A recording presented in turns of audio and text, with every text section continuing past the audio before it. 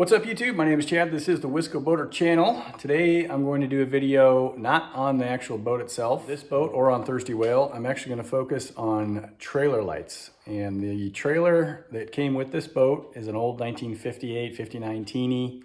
It had a brand new set of lights on it. However, if you watch this channel in the past, you know that I love LED lights. So I'm going to talk about how the current incandescent trailer lights and bulbs work, and then how we're going to modify these to make them work for LEDs. It's a fairly simple modification, but I'll explain it, why it needs to be done, because you can't just pop LED bulbs in a two light trailer light like this. So let me explain. All right, so here you can see I've got the two light housings sitting here with the lenses taken off. And as I mentioned, this is a two bulb housing. So you've got your primary bulb here for parking lights and brake lights, and then this one here is a side reflector light. And I've got these hooked up to my power supply here, so just to show you that they do work with the old bulbs. Both of them turn on. Now the way this works is, and remember that in trailer lighting, you've got brown as the ground and green is positive. The brown comes in on this side and attaches to this bus right here, and then the positive comes in on this side, attaches to that bus. In order to get power out to this bulb, you've got a ground wire that runs along here, comes out to the bulb, and then the positive reaches this bulb out here through connection of this bus to this bar here, which comes through the light bulb that is in its socket. Now, in order to do that, I'll take this bulb out. On a regular light bulb, so you would have continuity between this post here and the casing here. There's a tang inside of here where this little nub right here attaches the light bulb to this bar, which allows the positive power to flow from here onto this bus bar into this post, and then has continuity to the case, which then brings positive power to this bar, and then connects to this this bus bar here that comes out to connect to the positive side of the side bulb. So that rivet right there is connected to the positive side of this connector. Doesn't matter which way the bulb goes in, they're not polarized. That's different with LEDs, but in the traditional light, you don't have to worry about which side of the light is positive, which side is negative.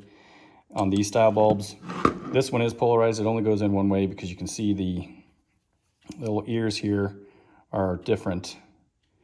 So this one's kind of more towards the middle of the case, and this one's down at the bottom of the case, so it can only go in one way. Now, if we pull this bulb out and we put just one LED light in, the primary, the other way. So we put this in, we now have positive and negative to these two bus bars, which are connected to the two poles on the bottom, poles on the bottom here. And with just a single bulb, it will work. Now the problem is with the LED bulb, if I can get it out of here. So the problem with the LED bulb is, so it's different from the standard bulb, where with the LED, there is no continuity between either of these poles here and the case. So we have no path for the positive to connect to the little tang in here that this seats into to bring positive out here to this connector. And I can demonstrate, so we'll put this bulb back in, and we'll put one of our LED replacement bulbs in out here. And when I turn it on, this one's going to turn on, this one won't. So it looks like it's on. It looks like it's on, but it's not. Let me see if I can. There. There is no power out here. That's because there is no way for the positive side to flow from that tang to this bar out here, because there is no continuity between the case and the poles down here. So what I'm going to do to remedy this situation is I'm going to take a wire and we're going to solder from this bar here. I'm going to do it on this side. This side has a plastic connector where that bar is pushed into place, and I think if I try to do solder up in here, it's going to get too hot, melt the plastic. So we'll solder a wire onto this bar here, and then we'll just jumper this positive to this bar here with some more solder or some sort of connector with solder, so that we have positive flowing from here to this bar, which will then power that side light. So that's the explanation on how to make this work. Obviously, I could go out and just buy a set of LED trailer lights. They're very cheap, but I already have these on hand, and this is kind of a fun little project. So I'll get my soldering tools out, and we'll get a wire soldered on and get these LED light bulbs working in both positions. Okay, I am ready to solder.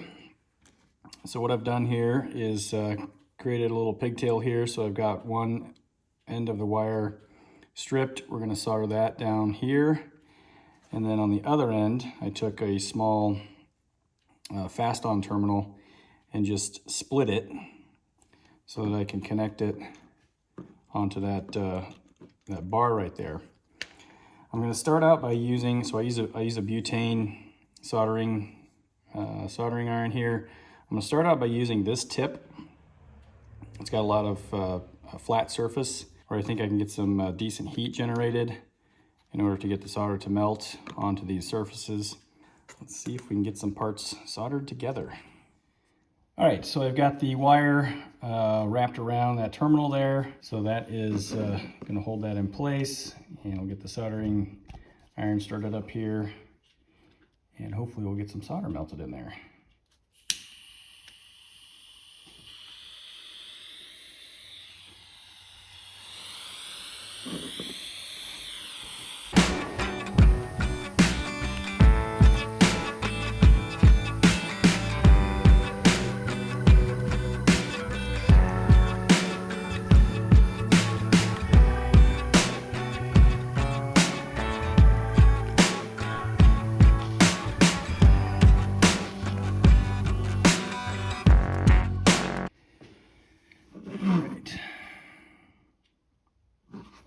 I think we've got a pretty good solder joint there.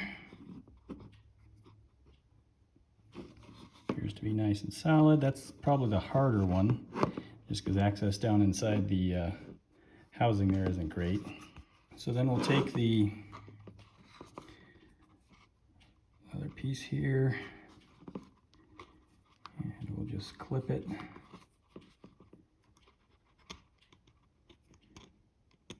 Right to this bar.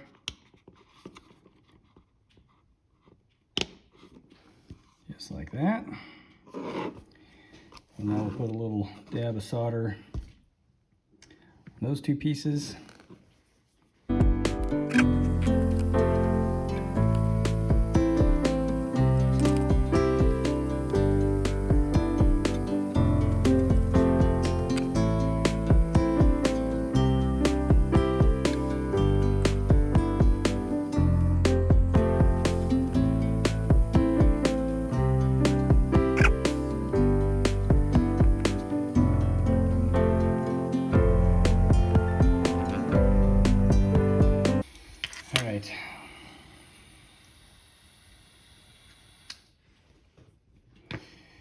That bar is way thicker than the aluminum terminal that we're trying to solder onto.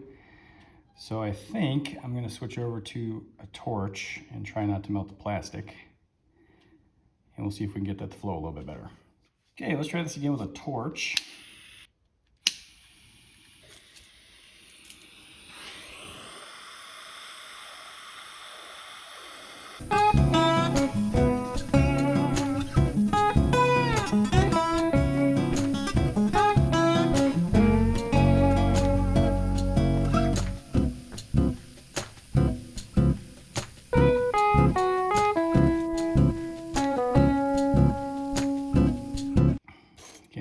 think all we're getting going here is a cold joint.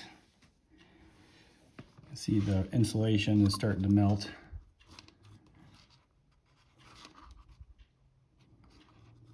I'm just not getting that bus bar hot enough. My guess is this is just going to pop right off. Yeah. Yeah, it's not attached.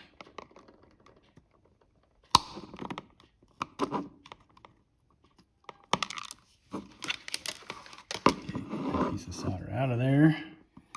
Okay, so soldering that terminal to this bar did not work. As you can see, this bar is just too thick. I can't get it hot enough without risking melting some of the plastic parts around it or melting the insulation around a terminal. So change of direction here. I have put a ring terminal on the wire, and we're just going to drill a small hole right here and just screw it right down to the bar there. So put a little hole right about there.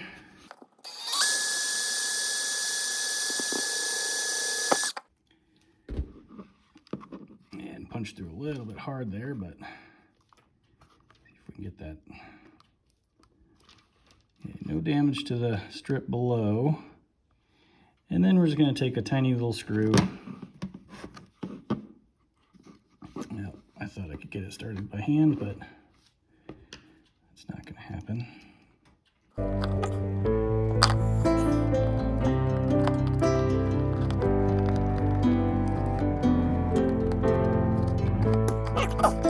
Now we have positive wire to this bus bar here that's connected to this bar that comes out to this terminal.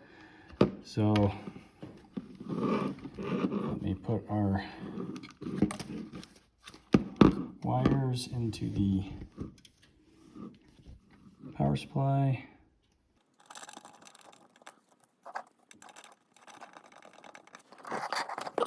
Let's plug our bulbs in.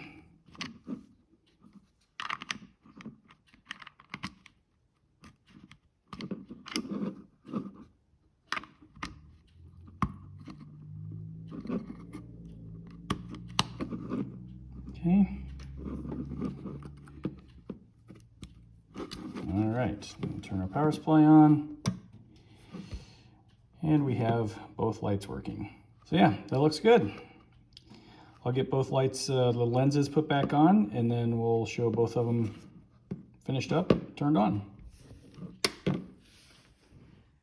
All right, lenses are back in place. We know the lights work since I showed those a little while ago without the lenses on, but let's just do one final test. Turn our power supply on, and we'll get both lights to turn on here. Everything looks good. So if you want to replace standard bulbs with LEDs with standard taillights, that's what you need to do. One other thing to note here on this particular trailer, the previous owner, for some reason, had two curbside taillights. So neither one of these have the license plate window on them. So this one is actually upside down. The wires come out the top.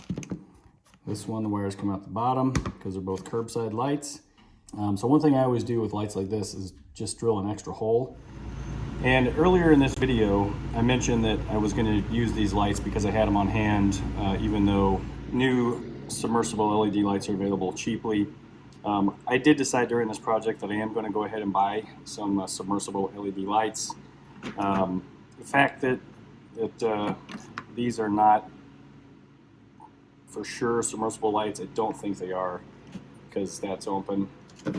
I am going to buy some submersible lights, but I'll put these in my in my trailer light bin. Yeah, you may find it hard to believe since I've got bins of all kinds of spare parts all over the place. I actually do have a bin of trailer lights. So these this just kind of became a fun little project to work on, just to show you how to change the standard bulbs to LEDs when you got a two light system.